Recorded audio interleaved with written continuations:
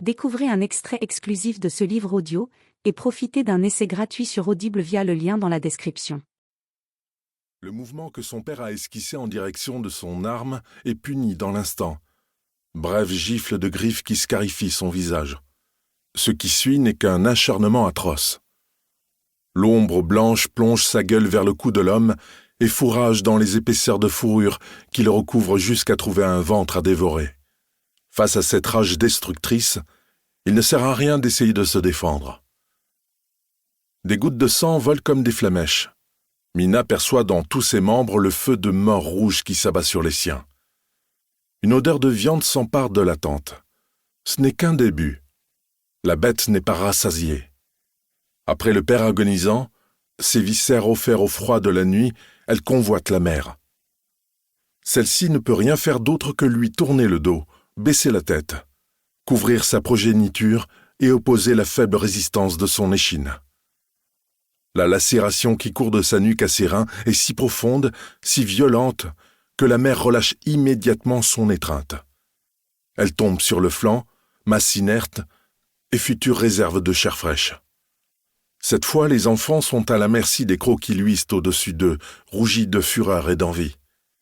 Mina le sait. On ne négocie pas avec la faim d'un animal sauvage. On se soumet ou on détale. Son élan est irrépressible. Mina ne pense plus à sa famille, à ses parents.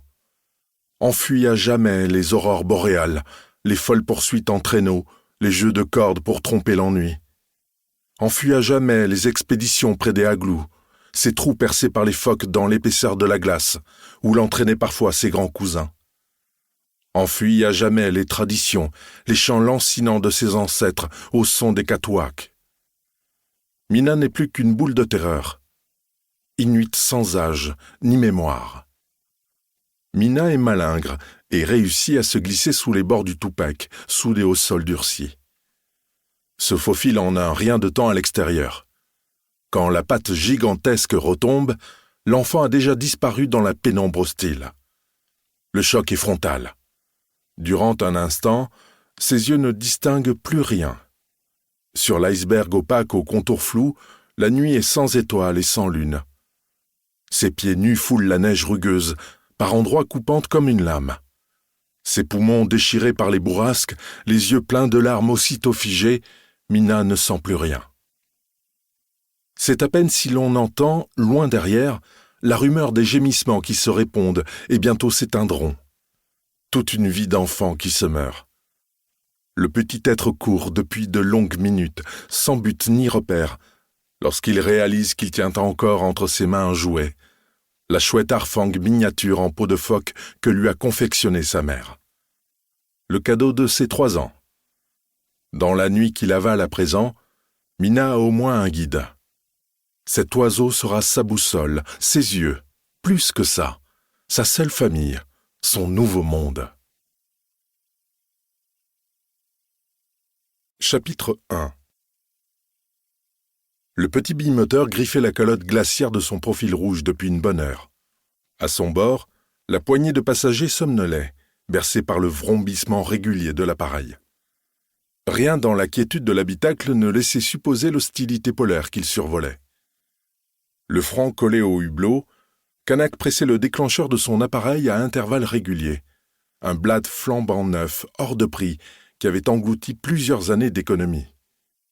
Pourquoi les Suédois savent-ils fabriquer des appareils photo convenables et pas les Danois? Mystère. Après 3 clichés, il fronça les sourcils. Le mode rafale était activé par défaut. Il avait pris 5 ou 6 images à chaque déclenchement. Il s'imaginait déjà trier une avalanche de photos uniformément blanches.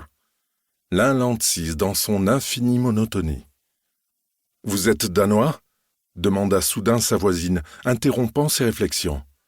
Elle aussi, en jugeait par son accent du Nord Jutland bien marqué, râpeux comme une pierre ponce, et par la blondeur de ses cheveux. Mais d'autres attributs, comme ses bottes en peau de phoque retournée, montraient qu'elle avait ses habitudes au Groenland, ou qu'elle s'efforçait de le faire croire. « Oui. »« Vous êtes là pour votre travail ? » ?»« Oui. » Il ne fallait généralement pas plus de 3 réponses monosyllabiques pour dissuader les importuns. « Moi aussi. » dit-elle fièrement. Elle attendit une question qui ne vint pas, puis se décida à poursuivre.